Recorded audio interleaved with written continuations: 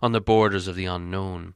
Wolves of that sort smell keener than goblins, and do not need to see you to catch you. What shall we do? What shall we do? He cried. Escaping goblins to be caught by wolves, he said, and it became a proverb, though we now say out of the frying pan and into the fire in the same sort of uncomfortable situations. Up in the trees, quick! Cried Gandalf, and they ran up the trees to the edge of the glade, hunting for those that had branches fairly low or were slender enough to swarm up. They found them as quickly as they could, you can guess, and up they went as high as they ever could to trust the branches. You would have laughed from a safe distance if you could see the dwarfs sitting up there in the trees with their beards dangling down, like old gentlemen gone cracked and playing at being boys. Philly and Killy were at the top of a tall larch, like an enormous Christmas tree. Dory, Nori, Owen, Glowin were more comfortable with a huge pine with regular branches sticking out at intervals, like the spokes of a wheel. Before Buffer, Bumber and Thorin were in another. Dwalin and Balin had swarmed up a tall, slender fir with few branches, and were trying to find a place to sit in the greenery of the topmost boughs. Gandalf, who was a good deal taller than the others, had found a tree in which he could not climb, a large pine standing at the very edge of the glade. He was quite hidden in its boughs, but you could see his eyes gleaming in the moon as he peered out. And Bilbo? Well, he could not get into any tree. He was scuttling about from trunk to trunk like a rabbit that has lost its hole, and a dog is after it.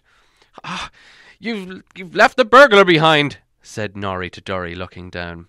I can't be always carrying burglars on my back, said Dory. Down tunnels, up trees. What do you think I am, a porter? He'll be eaten if we don't do anything, said Thorin, and there were howls all around them, getting nearer and nearer. Dory! He cried, for Dory was lowest down in the easiest tree. Be quick and give Mr. Baggins a hand up. Dory was really a decent fellow, in spite of his grumbling. Poor Bilbo could not reach his hand even when he climbed down to the bottom branch and hung his arms so far that he could almost touch his fingertips. So Dory actually climbed out of the tree and let Bilbo scramble up and stand on his back. Just at that moment, the wolves trotted, howling into the clearing. All of a sudden, there were hundreds of eyes looking at them. Still, Dory did not let Bilbo down. He waited till he had clambered off his shoulders into the branches, and then he jumped for the branches himself, but only just in time. A wolf snapped at his cloak as he swung up and nearly got him. In a minute there was a whole pack of them, yelping all around the trees and leaping up at the trunks with their eyes blazing and tongues hanging out. But even the wild wargs, for so the evil wolves over the edge of the wild were named, cannot climb trees. For a time they were safe. Luckily it was warm and not windy. Trees are not very comfortable to sit in for a long time, but in the cold and wind, with wolves all around them waiting below you, they can be perfectly miserable places. This glade in the ring of trees was evidently a meeting place for the wolves. More and more kept coming in. They left guards at the foot of the tree in which Dory and Bilbo were, and then went sniffing about till they had smelt out every tree that had anyone in it. These they gathered too, while all the rest, hundreds and hundreds it seemed, went and sat in a great circle in the glade, and in the middle of the circle was a great grey wolf. He spoke to them in the dreadful language of wargs. Gandalf understood it.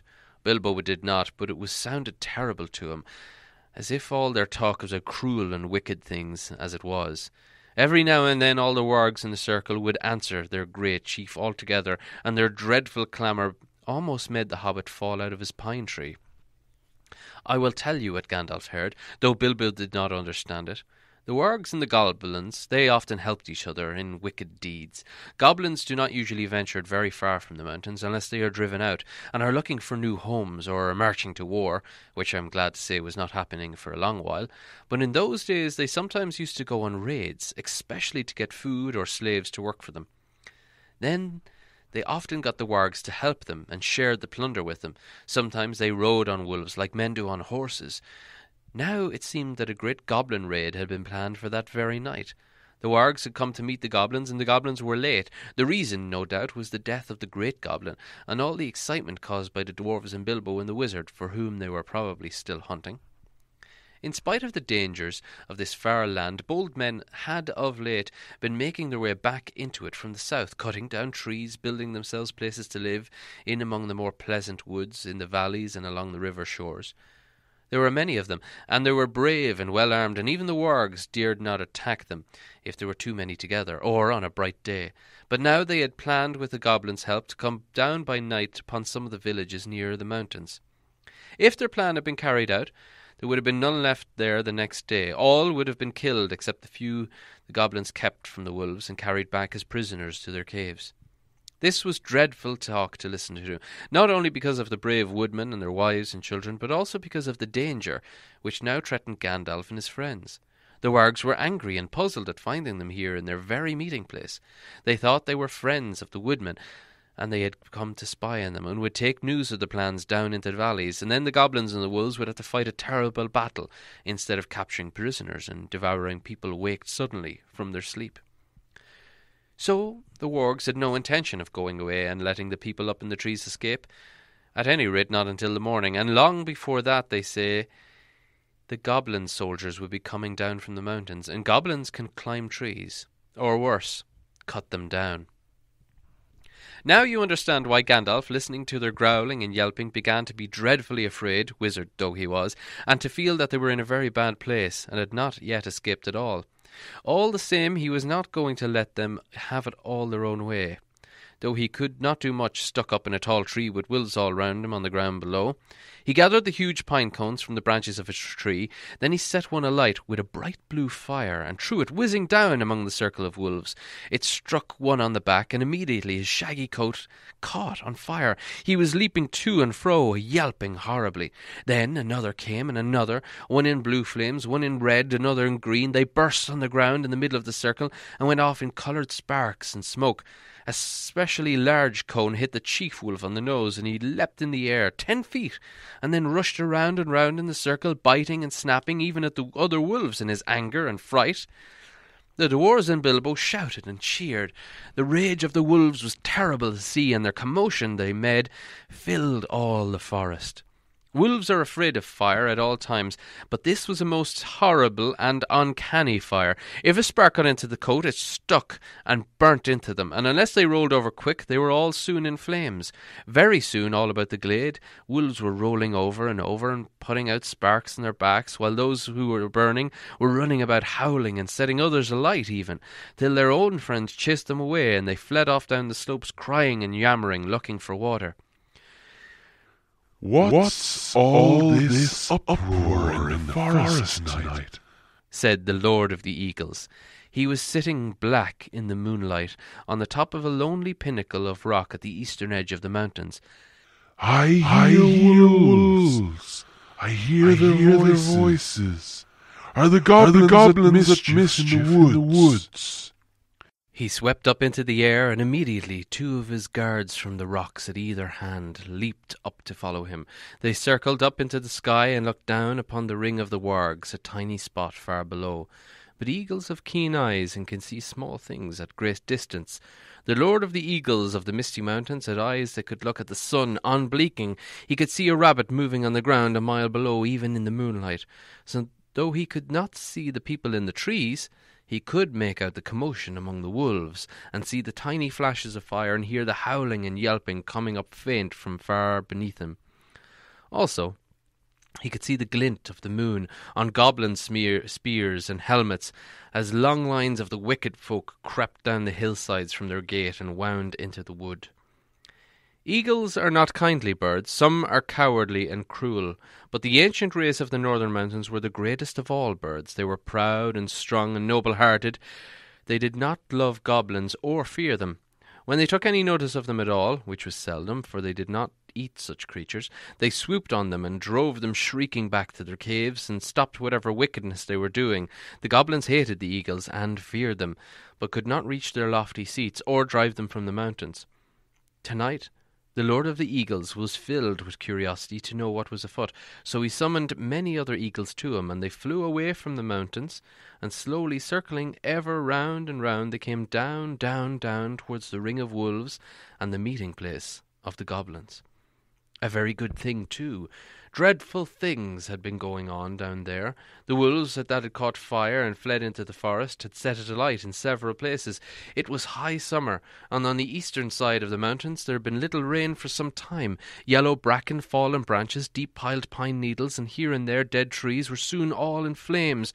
All round the clearing of the wargs fire was leaping, but the wolf guards did not leave the trees. Maddened and angry, they were leaping and howling around the trunks, and cursing the dwarves in their horrible language, with their tongues hanging out and their eyes shining as red and fierce as the flames. Then, suddenly, goblins came running up. They thought a battle with the woodmen was going on, but they soon learned what had really happened. Some of them actually sat down and laughed. Others waved their spears and clashed their shafts against the shields. Goblins are not afraid of fire, and they soon had a plan which seemed to them most amusing. Some got all the wolves together in a pack. Some stacked fern and brushwood round the tree trunks. Others rushed round and stamped and beat and stamped until nearly all the flames were put out, and they did not put out the fires nearest to the trees, where the dwarves were. That fire they fed.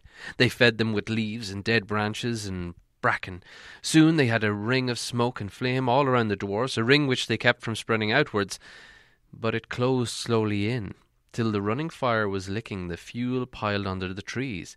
Smoke was in Bilbo's eyes. He could feel the heat of the flames, and through the reek he could see the goblins dancing round and round in a circle like people round a midsummer bonfire. Outside the ring of dancing warriors with spears and axes stood the wolves at a respectful distance, waiting and watching. He could hear the goblins beginning their horrible song. 15 birds in 5 fir trees, their feathers were fanned in a fiery breeze. But funny little birds, they had no wings. Oh, what shall we do with funny little things? Roast them alive, stew them in a pot, fry them, boil them, and eat them hot. Then they stopped and shouted out, Fly away, little birds, fly away if you can. Come down, little birds, or you'll get roasted in your nest. Sing, sing, little birds, why don't you sing? Go away, little boys, shouted Gandalf in answer. It isn't bird nesting time. Also naughty little boys that play with fire will get punished. He said it to make them angry, and to show him he was not frightened of them, though of course he was, wizard though he was. But he took no notice, and they went on singing. Burn, burn, tree and fern, shrivel and scorch, a fizzling torch to light the night for our delight, hey! Bake and toast and fry 'em, roast 'em till beards blaze and eyes glaze, till hair smells and skins crack, fat melts and bones crack. In cinders lie beneath the sky, so dwarfs shall die and light the night for our delight, yah-hey, yah-hurry, hey, yah-hey! And with that yah-hey, the flames were under Gandalf's tree. In a moment it spread to the others. The bark caught fire, the lower branches cracked. Then Gandalf climbed to the top of his tree. The sudden splendour flashed from his wand like lightning as he got ready to spring down from on high right among the spears of the goblins. That would have been the end of him, though he probably would have killed many of them as he came hurtling down like a thunderbolt, but he never leaped. Just at that moment the Lord of the Eagles swept down from above, seized him with his talons, and was gone. There was a howl of anger and surprise from the goblins. Loud cried the Lord of the Eagles, to whom Gandalf had now spoken. Back swept the great birds that were with him, and came down like huge black shadows. The wolves yammered and gnashed their teeth. The goblins yelled and stamped with rage, flung their heavy spears in the air in vain. Over them swooped the eagles. The dark rush of their beating wings smote them to the floor, or drove them far away. Their talons tore at goblin faces. Other birds flew to the treetops and seized the dwarfs, who were scrambling up now as far as they dared to go. Poor little Bilbo was very nearly left behind again. He just managed to catch hold of Dory's legs just as Dory was borne off, last of all, and they went together above the tumult and the burning, Bilbo swinging in the air with his arms nearly breaking. Now, far below, the goblins and the wolves were scattering far and wide in the woods. A few eagles were still circling and sweeping above the battleground. The flames about the trees sprang suddenly up above the highest branches. They went up in crackling fire. There was a sudden flurry of sparks and smoke. Bilbo had escaped only just in time. Soon the light of the burning was faint below, a red twinkle in the black floor, and they were high up in the sky, rising all the time in strong sweeping circles. Bilbo never forgot that flight, clinging onto Dory's ankles. He moaned, "My arms, my arms!" But Dory groaned, "My poor legs, my poor legs!" At the best of times, heights made Bilbo giddy. He used to turn queer if he looked over the edge of a quite little